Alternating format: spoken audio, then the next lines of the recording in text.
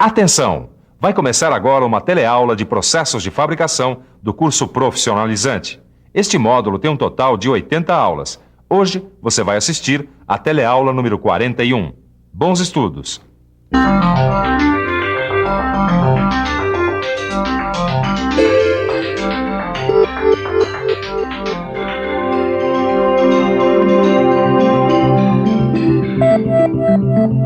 Como vocês podem ver, as peças apresentam formas variadas e isso poderia dificultar o processo de usinagem. Só que com a máquina fresadora, suas ferramentas e dispositivos especiais, é possível usinar praticamente qualquer peça e superfície de todos os tipos e formatos. Isso é o que você vai ver na teleaula de hoje. Na teleaula de hoje você vai ver o que é fresagem, vai conhecer as máquinas fresadoras e aprender a escolher a melhor fresa para cada operação. A partir desta teleaula, você vai conhecer as diversas operações de fresagem que podem ser executadas com a máquina fresadora. Então fique atento, porque a teleaula de hoje está começando.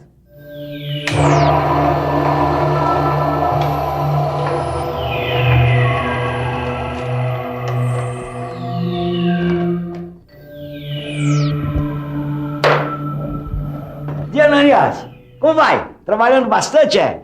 Eu tava aqui examinando esse rasgo de chaveta que eu fiz na fresadora. Ah, então não desliga a máquina não, porque ó, eu tenho uma encomenda de alguns eixos sextavados como esse aqui, ó. Quer dizer, eu acho que eixo sextavado se faz através da fresagem, não é? É isso mesmo, você tá certo, viu? A fresagem é um processo de usinagem mecânica que a gente faz na fresadora e com ferramentas chamadas fresas. Com a fresagem a gente consegue tirar o excesso de material da superfície de uma peça como essa para que ela fique com a dimensão e forma que a gente quiser. Mas Ananias, esse material não é muito resistente? Como é que a máquina consegue tirar o excesso? Isso é fácil. Presta atenção. Na fresagem, a remoção do material é feita pela combinação de dois movimentos executados ao mesmo tempo. A rotação da ferramenta, que é a fresa, e o movimento da mesa da máquina, onde é fixada a peça a ser usinada. É este movimento de avanço da mesa que leva a peça até a fresa, onde é realizada a usinagem. O movimento de avanço da mesa pode levar a peça contra o movimento de giro do dente da fresa, fazendo o que a gente chama de movimento discordante, ou no mesmo sentido do movimento do dente da fresa, fazendo o que a gente chama de movimento concordante. Mas como é que essa mesa se movimenta? Bom, a maioria das fresadoras trabalha com o avanço da mesa baseada numa porca e num parafuso. Só que com o tempo e com o desgaste aparece uma folga entre eles. No movimento concordante, a folga é empurrada pelo dente da fresa no mesmo sentido de deslocamento da mesa. Isso faz com que a mesa execute movimentos irregulares que comprometem o acabamento e podem até quebrar o dente da fresa. Já no movimento discordante, a folga não influi no deslocamento da mesa, e com um movimento mais uniforme de avanço da mesa, o acabamento fica melhor. Nas frisadoras que tem o sistema de avanço com porca e parafuso, o melhor é usar o sistema discordante. Quer dizer, a peça deve avançar contra o dente da ferramenta.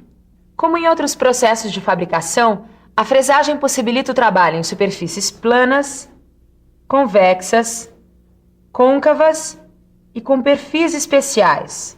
Mas pelo fato da fresa ser uma ferramenta multicortante, a fresagem é mais rápida do que o processo de limar e aplanar. Agora, para mergulhar mais ainda no processo de fresagem, você precisa conhecer as fresadoras. As máquinas fresadoras são classificadas de acordo com a posição do eixo árvore em relação à mesa de trabalho. Ué, não entendi, Silva. Caio, essa aqui é a mesa de trabalho. Aqui a gente prende a peça que vai ser usinada. Esse é o eixo árvore, onde a gente prende a ferramenta. Pois bem, com relação ao eixo árvore, as fresadoras são classificadas em horizontal, vertical e universal. Por isso é muito importante ficar por dentro.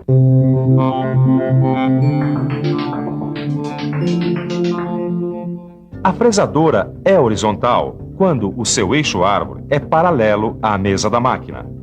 Se o eixo árvore for perpendicular à mesa da máquina, estaremos diante de uma fresadora vertical.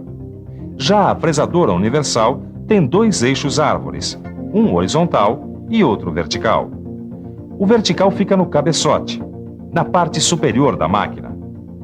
O eixo horizontal fica no corpo da máquina. Na fresadora universal, pode ser usado o eixo vertical ou o horizontal, dependendo da peça que vai ser usinada. Existem mais alguns tipos de fresadoras que tomaram como modelo as fresadoras horizontais e verticais, só que funcionam de um outro jeito. Então a gente veio até esse chaveiro para você entender direitinho como funcionam esses outros tipos de fresadoras. Olha só, ô companheiro, por favor, como é que você faria uma chave igualzinha a essa daqui? É fácil, eu vou te mostrar. Então, aquela maquininha de copiar chaves ali, ela funciona do mesmo modo que uma fresadora copiadora. A fresadora copiadora trabalha com uma mesa e dois cabeçotes, o apalpador e o de usinagem. A fresadora copiadora tem a finalidade de usinar copiando um determinado modelo.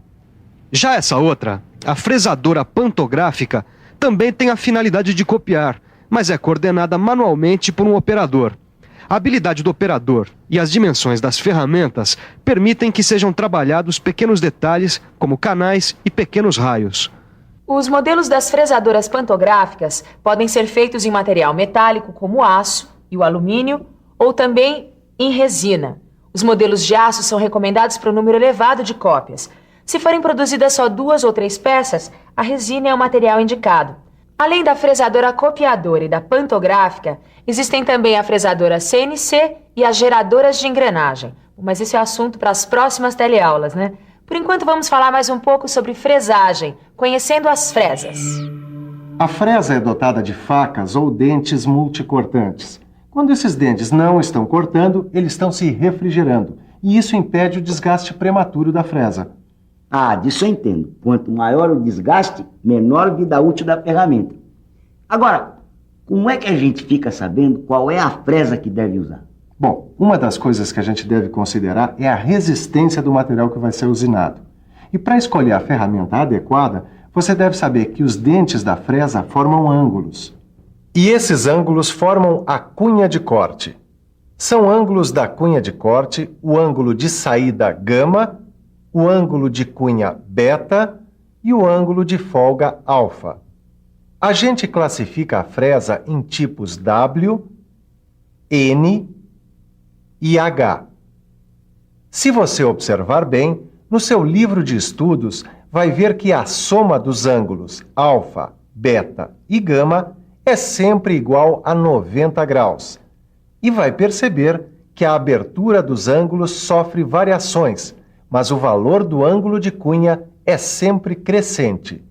Muito bem, Caio. Acho que agora já dá então para você saber que fresa a gente deve usar a cada situação. Bom, depende do material que vai ser usinado. Vamos pensar um pouco?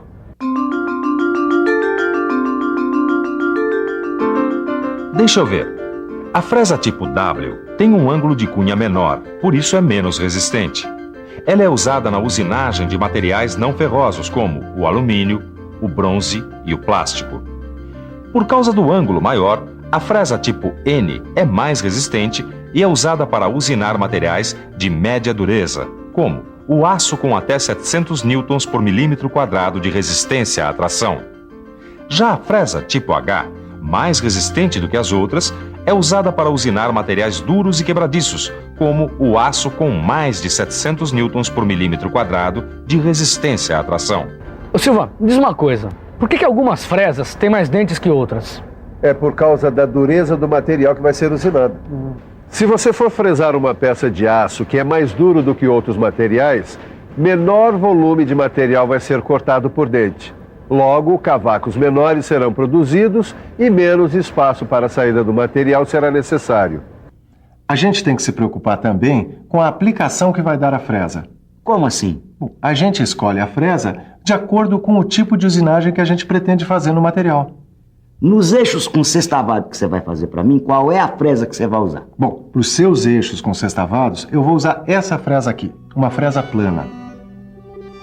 As fresas planas são usadas para abrir canais, usinar superfícies planas e muitas outras operações. Bom, Silva, eu não vejo a hora de conhecer os outros tipos de fresa. Muito bem, então vamos começar vendo as fresas de perfil constante. As fresas de perfil constante são usadas para abrir rasgos, usinar superfícies côncavas e convexas e gerar dentes de engrenagens. Existem também as fresas angulares. As fresas angulares são usadas para usinar perfis em ângulos, como rasgos prismáticos e encaixes rabo de andorinha. Tem ainda as fresas para rasgos que, como o nome diz, são usadas para fazer rasgos de chavetas, ranhuras retas ou perfil T, como as das mesas de fresadoras e de furadeiras. E não podemos esquecer das fresas de dentes postiços e das fresas para desbaste. As fresas de dentes postiços são chamadas de cabeçote de fresamento. Os dentes são pastilhas de metal duro. As pastilhas têm a vantagem de serem substituídas quando desgastadas. As fresas para desbaste são usadas para o desbaste de grande quantidade de material. Os dentes seccionados desse tipo de fresa facilitam a usinagem. Quantas fresas, hein, Silva? Olha, eu acho que eu não vou conseguir lembrar de tudo isso aí não, viu? Calma, rapaz. É para isso que existe a revisão. E atenção, se liga aí que é a hora da revisão. Na teleaula de hoje, você conheceu a fresagem. Conheceu alguns tipos de fresadoras, como a fresadora universal. Viu como escolher a fresa adequada para cada tipo de usinagem. E, finalmente, viu a aplicação de alguns tipos de fresas. Então, deu para conhecer um pouco da fresagem? Pois você ainda vai ver muito mais. Mas, por enquanto, dê uma olhada no seu livro de estudos e resolva os exercícios, porque na próxima teleaula tem mais fresagem. Até lá!